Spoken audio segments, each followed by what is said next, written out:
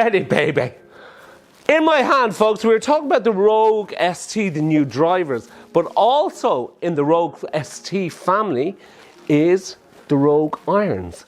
And the new Roque Irons are pretty cool.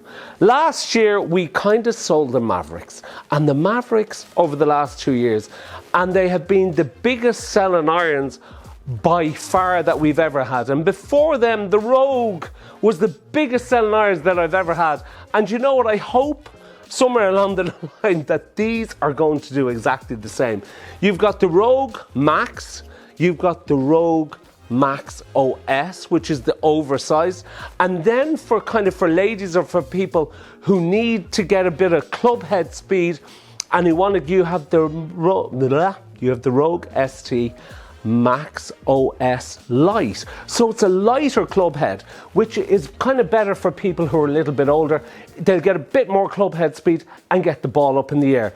But my God, I've tried these, and for me, what is the most, which is unbelievable, is what I love now. I'll get this right. I'll come around to it all in the front. What I love is the trickle-down technology. The stuff that they're doing in the really expensive clubs are trickling down to the smaller clubs. You can feel it. It's amazing. You can feel the club head. This club head swings fast. You can get more club head speed from this. Plus as well, where they've really pushed the boat out and it makes a massive difference, is a tensile graphite shaft. A proper tensile graphite shaft. And when I swing with these, you feel the club head and the shaft together. It just feels extremely stable. I've hit the ball hard and it goes like the clappers, so it does. Now, like everything, and you hear, yeah, but they're very strongly lofted. 40 years ago, when I bought a pitching wedge, it was 48 degrees, and now they're 40. Listen, as well as clubs getting stronger, lofted, an awful lot has changed in that the weighting, the tungsten weighting in these clubs is crazy compared to years ago. So the clubs are stronger, lofted, but the weighting in the club lets the ball launch an awful lot higher, because if they didn't do anything with it, the balls would be going on the ground. You couldn't get them up in the air. So go out, find somewhere, go and test them, because they look fabulous. And it's like everything else. Sometimes I look at them and I go, yeah, it's okay. Maybe it's not the most beautiful iron. Like, it's not as beautiful as an Apex. But you know what? I'm looking at them for the last week and they grow on you. But it's also not about that. It's about, they sit down. It looks like a Callaway. Listen, a Callaway club looks a certain way. It's looked that way for the last 25, 30 years.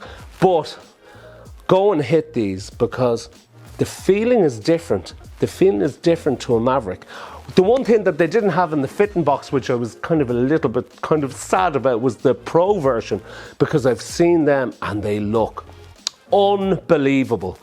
And that was a huge selling iron for us last year, but they couldn't deliver them after a while with everything in COVID. So if you get a chance, if you're looking for a club at the start of the new season, listen, there's loads to try out. There's loads of great irons out at the moment.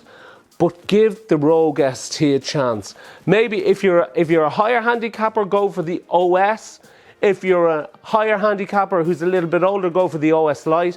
If you're kind of a mid to lower handicapper, try the Rogue ST Max. But what I love, and I'll keep saying it, the shaft. The shaft is the engine. I've had it today. If you put the right shaft in the club, you could give some guy a blade and he can hit it. If you put the wrong shaft in the club, he couldn't hit. Do you know what I mean? He couldn't hit the biggest, most easiest club in the world. So the shaft is everything, but really impressed with these. They have a lot of other shafts as well that you can try it, but have to say, I love it. Take care, folks. Bye-bye.